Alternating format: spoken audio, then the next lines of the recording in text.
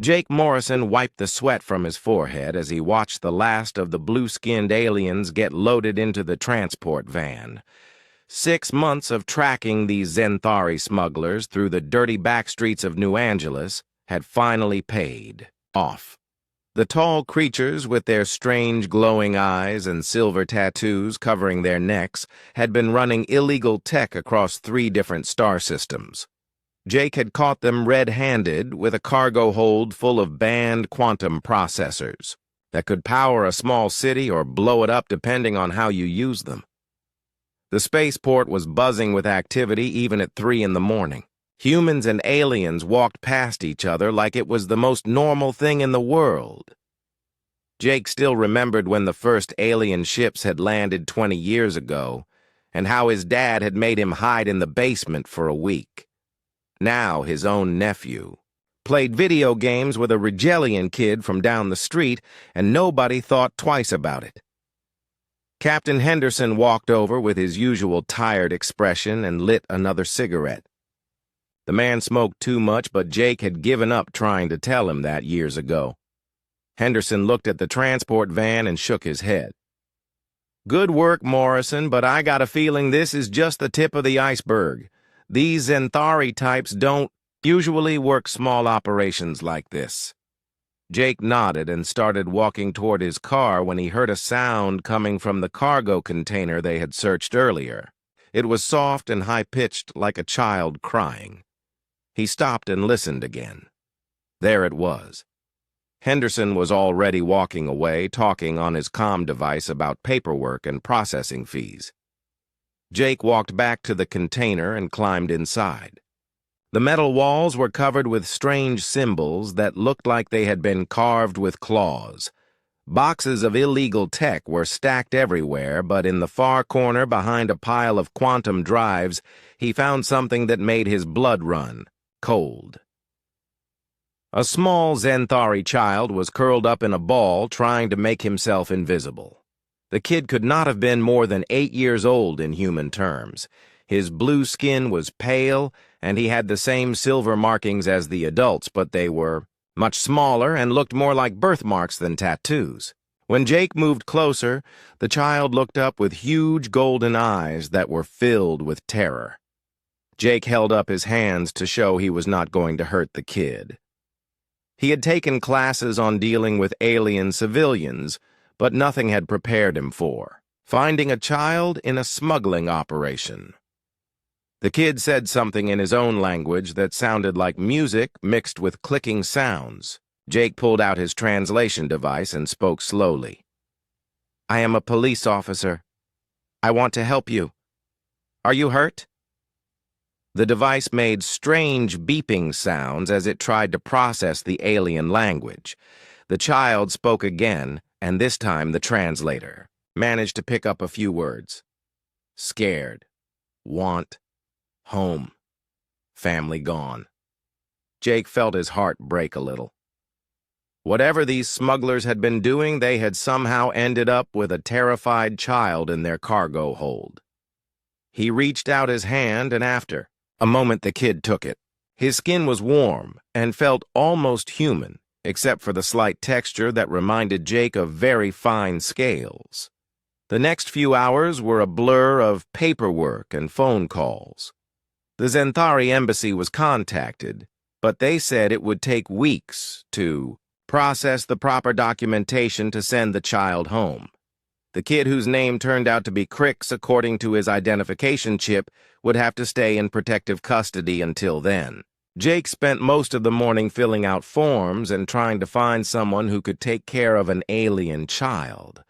The social services office looked at Jake like he had brought them a live bomb when he walked in with Crix. Nobody knew what to do with an alien kid.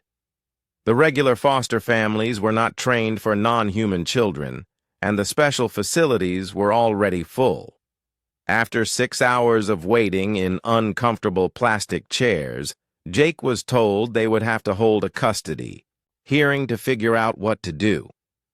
3 days later, Jake found himself sitting in a courtroom that looked like something from a science fiction movie.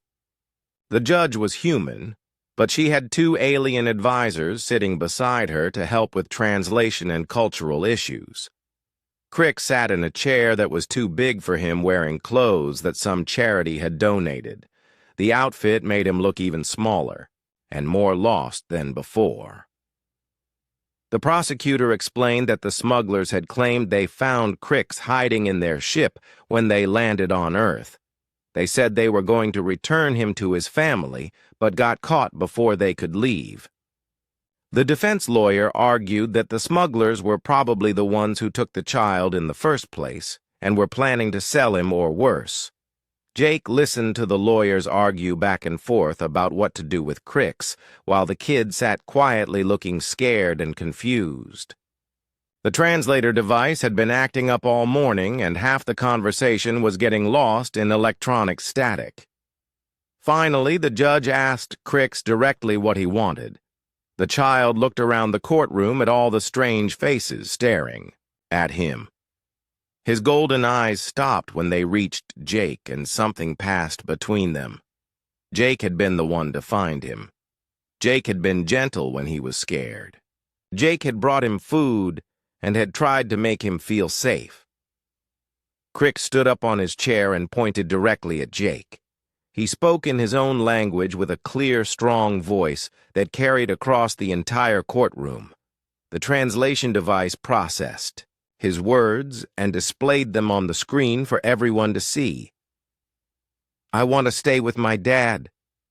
The courtroom exploded into chaos. The judge banged her gavel while lawyers shouted objections, and court officers tried to maintain order. Jake sat frozen in his chair, staring at the translation screen. The kid had called him Dad. He had never even spoken to Crix, except to ask if he was hurt or hungry. But according to galactic law, when a minor claims parental connection during legal proceedings, the court has to take it seriously. The Galactic Child Protection Act was very clear about protecting the rights of alien children, even when nobody understood exactly what those rights were. Jake tried to stand up and explain that there had been some kind of mistake, but the judge was already signing papers. Legal precedent had kicked in like a machine that nobody could stop. Within an hour, Jake Morrison found himself walking out of the courthouse with temporary custody of an alien child who barely spoke his language and who had just called him Dad in front of a room full of witnesses. As they walked to Jake's car, Crix slipped his small blue hand into Jake's larger human one. He looked up and smiled for the first time since Jake had found him in that cargo container. Whatever had just happened, Jake realized his life was never going to be the same again. Jake woke up on his couch with a sore neck and the strange feeling that someone was watching him. He opened his eyes to find Crix sitting cross-legged on the coffee table, staring at him with those huge golden eyes. The kid had been living in Jake's apartment for 2 days now, and Jake still felt like he was taking care of an alien from another planet, which technically he was. "Did you sleep at all?" Jake asked, as he sat up and rubbed his neck. The couch was not made for a grown man to sleep on, but he had given Crix the bedroom. It seemed like the right thing to do, even though the kid probably would have been fine sleeping anywhere. Crix tilted his head in that bird-like way he did when he was thinking. "Sleep is different for my people. We rest, but we also stay aware of danger, always watching, always listening." Jake's translation device had been working better since he had upgraded the software, but sometimes Crix's words still came out strange.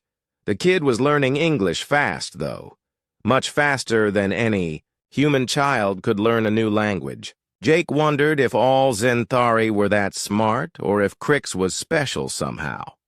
The apartment felt different with Crix in it. Jake had lived alone for 3 years since his divorce, and he was used to the quiet. Now there were strange smells from the alien food supplements that social services had provided. There were clothes in sizes that did not exist in human stores. There was a 7-foot-tall social worker named Betty who came by twice a day to check on them and asked questions that Jake did not know how to answer.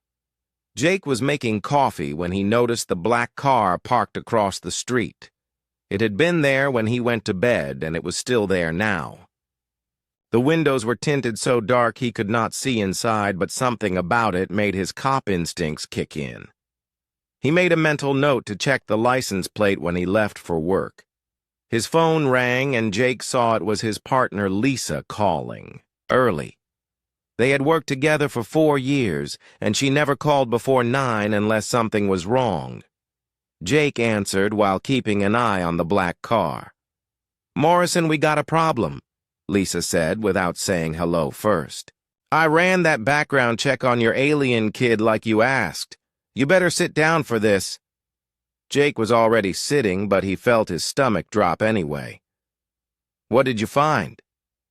"The name Vorthak is not just some random alien family name, Jake. It belongs to one of the biggest crime syndicates in the galaxy.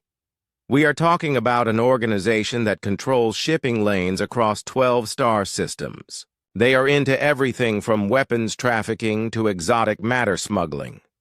The FBI has a file on them that is 3 inches thick." Jake looked at Crix, who was eating some kind of blue paste from a tube and reading a human picture book upside down. The kid looked so normal and innocent that Jake could not imagine him being connected to galactic criminals. "Are you sure it is the same family? Vorthak might be a common name." "I wish it was that simple, partner. The kid's full name, according to his ID chip, is Crix Vorthak, 3rd heir of the Vorthak Syndicate. That makes him alien crime royalty. The question is, what was the heir to a crime family doing in a cargo container with small-time smugglers?" Jake felt like the room was spinning. He had thought he was helping a lost child, but instead he had somehow adopted the alien version of a mafia prince. "Lisa, I need you to come over here right now and run the plates on a black sedan that has been watching my building since yesterday." 20 minutes later, Lisa was sitting in Jake's kitchen drinking his coffee and staring at Crix like he might explode at any moment. She was a good cop and a better friend, but Jake could see she was scared. Lisa had grown up in the rough parts of New Angeles, and she knew what organized crime could do to people who got in their way. "So, kid," Lisa said, trying to sound casual, "tell us about your family back on your home planet." Crix looked up from his picture book, and his golden eyes seemed to see right through both of them. When he spoke, his voice sounded older than his, years. "My family is dead, Detective Carter. My parents were killed 6 months ago by enemies who wanted to take over our territory. The men you arrested were not smugglers. They were loyal soldiers trying to get me to safety." The room went quiet, except for the sound of traffic outside. Jake felt like he had been punched in the stomach. "Why didn't you tell me this before?" Crix closed his book and stood up on his chair so he could look Jake in the eyes.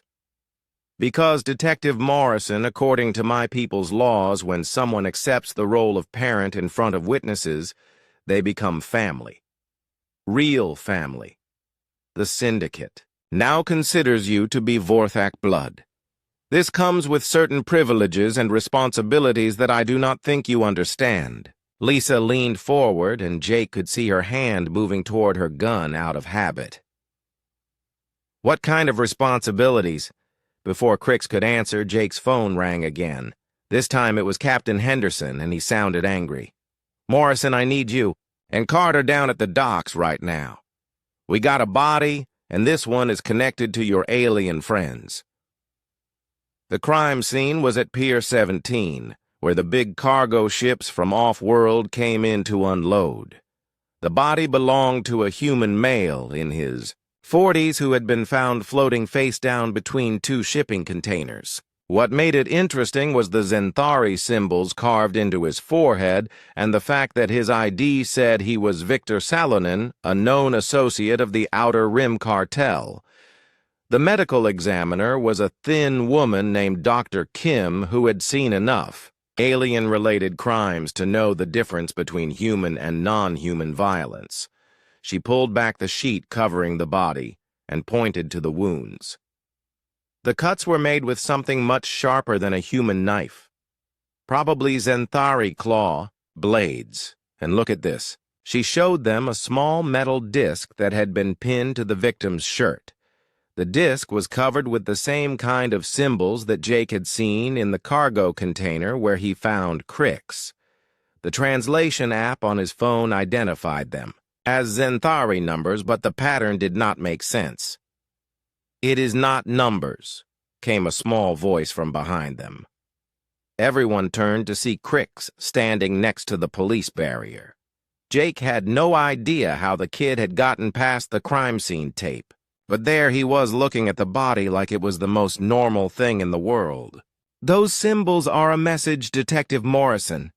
They say that Victor Salonen was eliminated for betraying the honor code. He was working with our enemies and sharing information about Vorthak family business. His death is a warning to others who might think about doing the same thing." Jake felt his blood run cold. Lisa was staring at Crix with her mouth open. Captain Henderson was walking over looking confused and angry. The kid had just admitted that his family had ordered a murder, and he was talking about it like he was discussing the weather. "Crix," Jake said quietly, "did your family kill this man?" The child looked up at him with those innocent golden eyes and smiled. "Of course not, Detective Morrison. You are my father now, which means you are the head of this branch of the Vorthak family. The decision to eliminate Victor Salonen would have been yours to make. Since you were not available to give the order, I assume my Aunt Vala made the choice to protect family interests. She is very practical about these things." Jake realized that his world had just turned completely upside down. He was not just taking care of an alien child. According to Zenthari law, he had somehow become the head of a galactic crime family, and judging by the body floating in the harbor, other criminal organizations were already taking notice. As Captain Henderson approached, with a dozen questions Jake did not know how to answer, he wondered what other surprises his new alien son might have in store for him. Jake spent the next week trying to pretend his life was still normal, while everything around him proved that normal was never coming back. Captain Henderson was asking questions about why Jake seemed to know so much about alien crime families. All of a sudden, his neighbors were complaining about the strange people who kept watching his building, and Crix was giving him lessons in galactic politics that made Jake's head hurt. "The thing you must understand, Detective Morrison," Crix said while they ate breakfast, "is that honor is everything to my people. When you accepted the role of father, you did not just take care of one child. You became responsible for the honor of the entire Vorthak name. Other families are watching to see if you are weak or strong." Jake stirred his coffee and tried to make sense of what his 8-year-old alien son was telling him. "So let me get this straight. Because I took you in, I am now some kind of crime boss, whether I want to be or not." Crix nodded seriously. "The syndicate operates like a family business. Each branch has a patriarch who makes decisions for that territory. Earth is now Vorthak territory because you are here and you are family. The other families want to know if they should fear you or try to eliminate you." Before Jake could ask what that meant, his phone rang. The caller ID showed a number he did not recognize, but when he answered, a woman's voice spoke in accented English. "Detective Morrison, my name is Vala Zenth. I believe you have been caring for my nephew. We need to meet."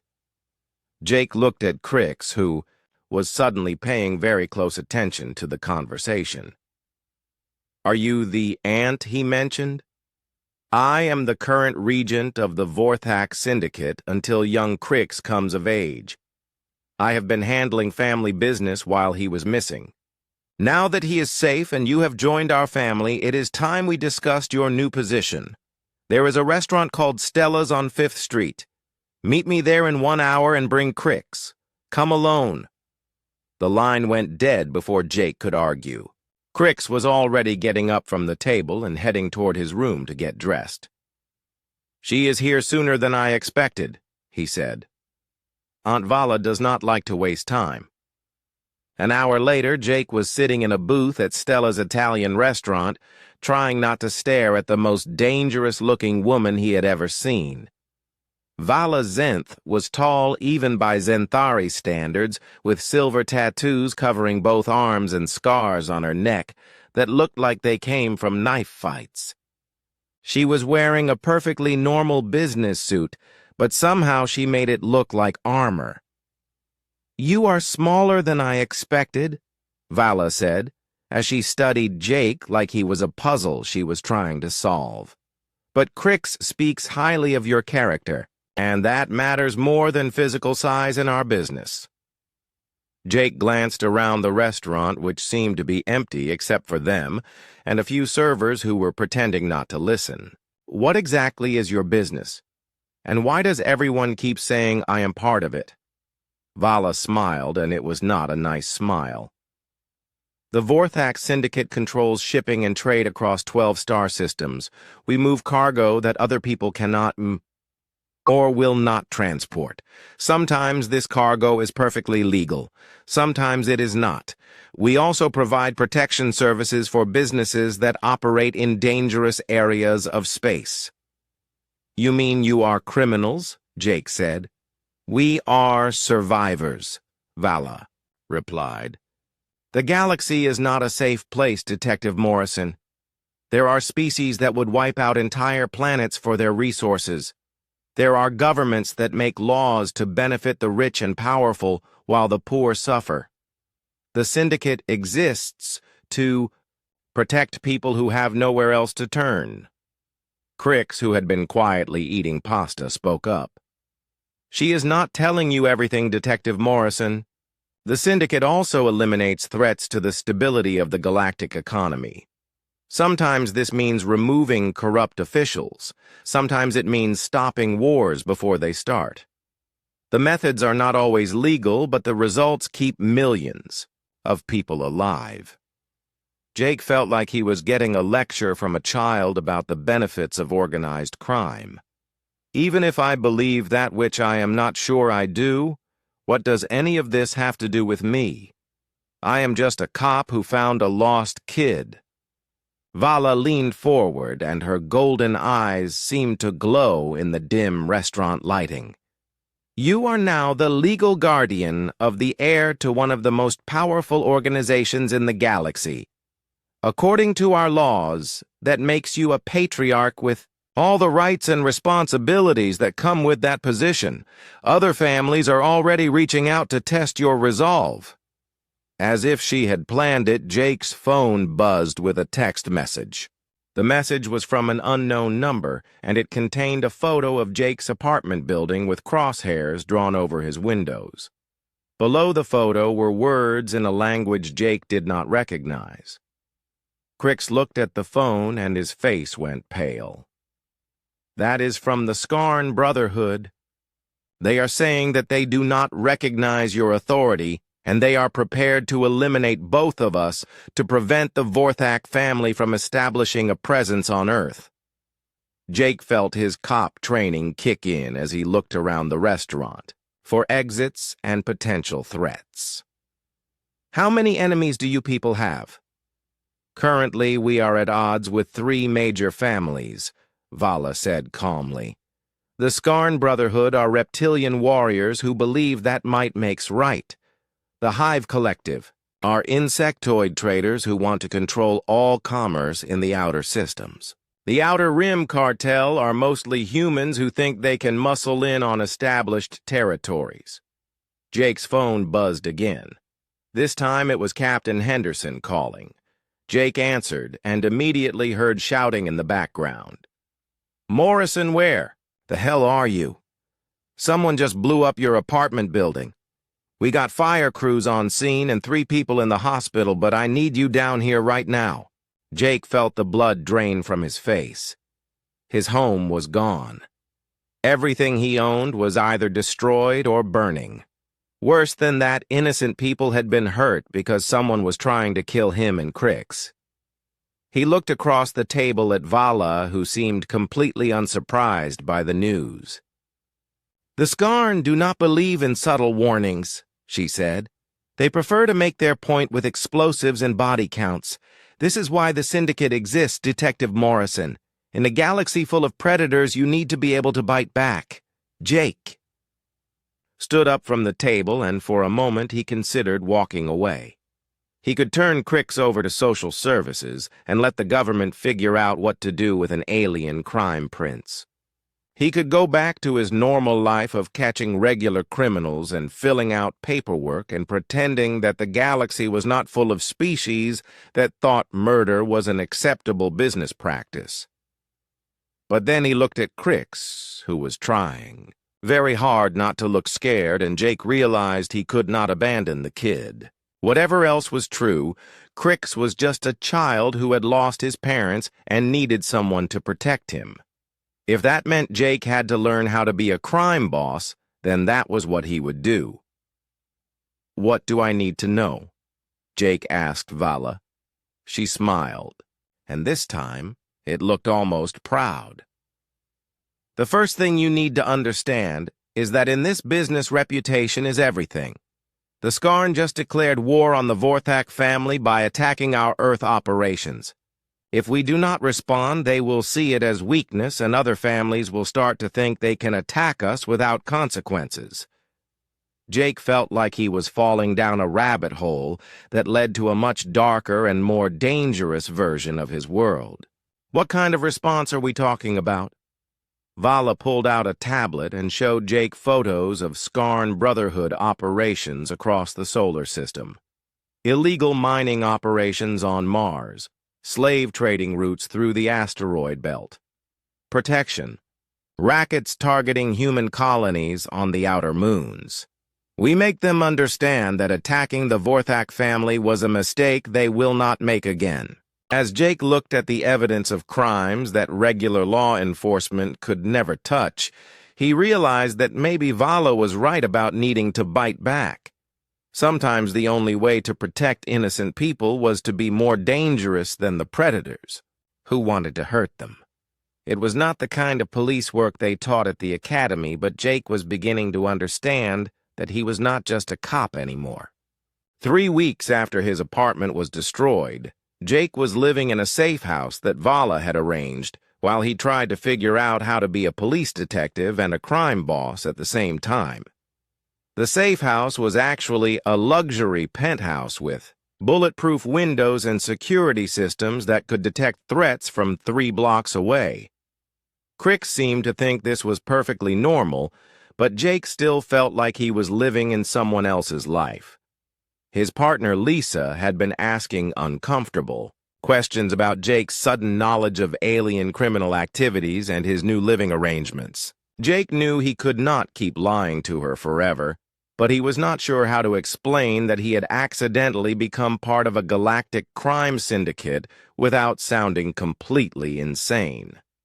The decision was made for him when Lisa showed up at the safe house unannounced on a Tuesday morning. She took one look at the high-tech security setup and the Zenthari guards in the lobby and pulled out her service weapon. "Okay, Morrison," she said as she pointed her gun at the floor but kept her hand ready. "I have been your partner for 4 years, and I know when you are lying to me. Start talking, or I am calling this into internal affairs right now." Jake looked at Crix, who was sitting at the kitchen table doing homework that looked more like advanced mathematics than anything an 8-year-old should be studying. The kid nodded slightly like he was giving Jake permission to tell the truth. So Jake told Lisa everything.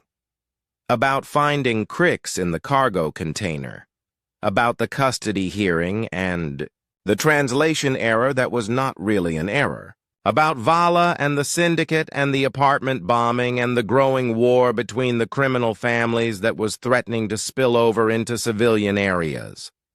Lisa listened without interrupting until Jake was finished.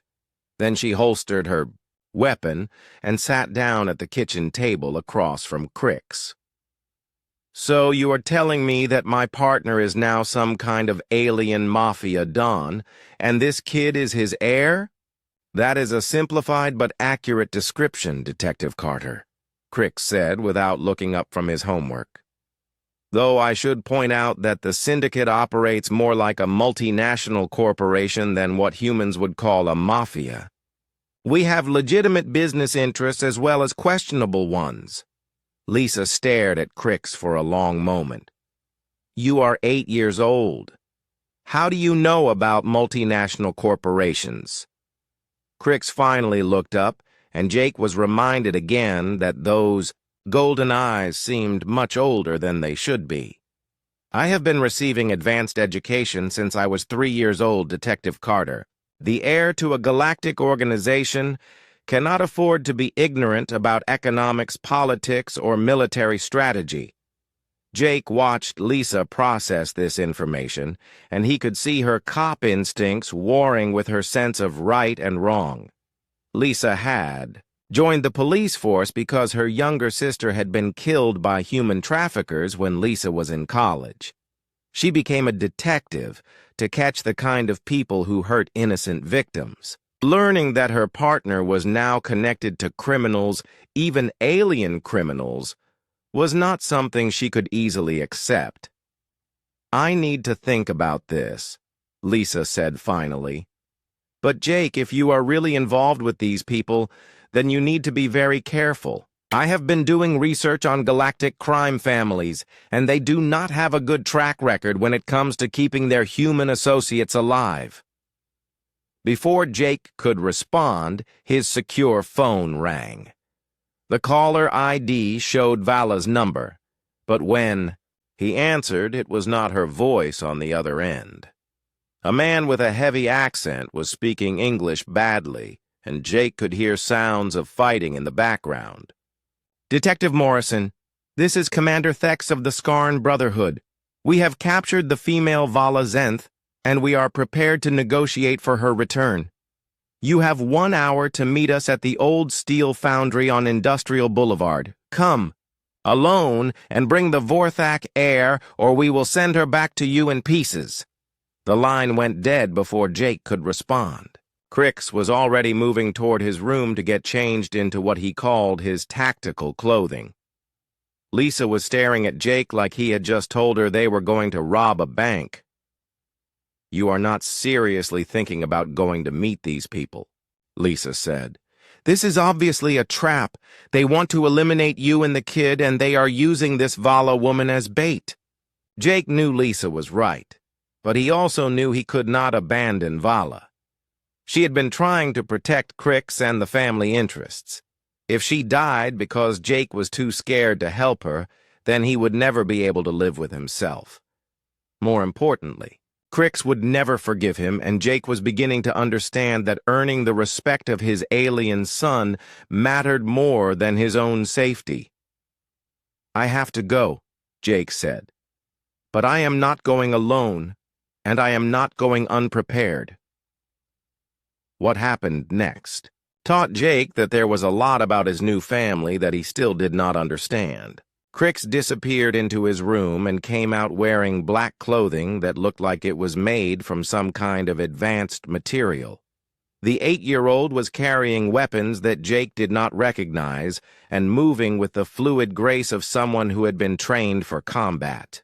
Crix, Jake said carefully, please tell me you are not planning to fight grown alien warriors. The child looked at him with an expression that was both innocent and terrifying. Detective Morrison, I have been genetically enhanced since birth to serve as the future leader of the Vorthak Syndicate. My reflexes are 3 times faster than a normal Zenthari, and my tactical awareness has been augmented with military-grade neural implants. I am probably more dangerous than most adult soldiers. Lisa was staring at both of them like they had lost their minds. "This is insane, Jake. You are talking about taking a child into a firefight with alien criminals. We need to call for backup and handle this through proper channels." "The proper channels do not have jurisdiction over galactic crime families, Detective Carter," Crick said as he checked his weapons with professional efficiency. "And backup would only get innocent police officers killed. The Skarn Brotherhood are warriors from a species that has been fighting wars for 1,000 years. Regular humans are not equipped to deal with them." Jake realized that he had to make a choice between his old life as a by-the-books police detective and his new role as a protector of his alien family. The safe choice would be to call Captain Henderson and let the department handle the situation through official channels. But Jake knew that would probably result in Vala's death and maybe the deaths of other cops who did not understand what they were dealing with. The dangerous choice was to trust Crix and Vala and the resources of the syndicate to handle a situation that was way beyond anything Jake had been trained for. It meant accepting that he was no longer just a police detective. It meant becoming something darker and more complicated. Jake looked at Lisa, who was watching him with worried eyes. "I need you to make a choice too, partner. You can report this to Internal Affairs and try to stop me through official channels. Or you can trust me and help me save an innocent woman from being murdered by alien terrorists." Lisa was quiet for a long moment while she thought about what Jake was asking her to do. Finally, she sighed and pulled out her service weapon to check the ammunition. "My sister was killed by traffickers because the police could not or would not go after the people responsible. If these Skarn bastards are anything like those human monsters, then maybe it is time someone who cares about the victims fought back." As they prepared to leave the safe house, Jake realized that his partnership with Lisa was about to change in ways he could not predict. They were no longer just cops investigating crimes. They were becoming something that existed in the gray areas, between law and justice, where sometimes the only way to protect innocent people was to be willing to cross lines that good cops were not supposed to cross. Crix handed Jake a weapon that looked like it belonged in a science fiction movie and smiled. "Ready to meet the family business, Detective Morrison?" The steel foundry had been abandoned for 10 years, but it still smelled like metal and fire and industrial chemicals that probably were not good for human lungs. Jake crouched behind a rusted conveyor belt with Lisa on his left and Crix on his right, trying to count how many Skarn warriors were between them and Vala, who was tied to a chair in the center of the main floor. The Skarn Brotherhood had not been lying when they said they were warriors. The reptilian creatures were 8 feet tall with scales that looked like natural armor and claws that could probably cut through steel. They moved like predators and carried weapons that hummed with energy that made Jake's teeth ache. "I count 12 of them," Lisa whispered. "How exactly are we supposed to fight 12 alien super soldiers with 3 people and whatever fancy toys your crime family gave us?" Crix was studying the layout of the foundry with the intensity of a general planning a battle. "We do not fight them, Detective Carter. We outthink them. The Skarn are excellent warriors, but they are not very creative. They expect their enemies to meet them in direct combat. They do not expect tactical deception." Jake looked at his 8-year-old alien son, who was talking about military strategy like he had been doing it his whole life. "What did you have in mind?" What Crix had in mind was complicated and dangerous, and required Jake to trust that a child could successfully coordinate a rescue operation against professional killers. The plan involved Lisa creating a distraction on the east side of the building while Jake and Crix approached from the west. The goal was not to defeat the Skarn in battle, but to rescue Vala and escape before the warriors could organize a proper response. It should not have worked, but somehow it did. Lisa used her police training to create chaos by triggering the Foundry's old fire suppression system while Jake and Crix moved through the shadows like they had been working together for years instead of weeks. When the shooting started, Jake discovered that the weapons Vala had provided were much more effective than anything in the police armory. The rescue turned into a running firefight through the industrial district of New Angeles. Jake found himself driving a stolen hover car through back alleys while Crix and Vala returned fire at pursuing Skarn warriors and Lisa coordinated with backup units over the radio. Somehow they managed to escape without any human casualties, though Jake was pretty sure he had participated in enough felonies to end his police career. 2 hours later, they were back at the safe house trying to explain to Captain Henderson why 3 of his detectives had gotten into a gun battle with alien criminals without calling for backup first. Henderson was not happy, but he was also not stupid. He could see that Jake and his team had stumbled into something much bigger than regular. "Police work." "Morrison," Henderson said while he chain-smoked his way through half a pack of cigari.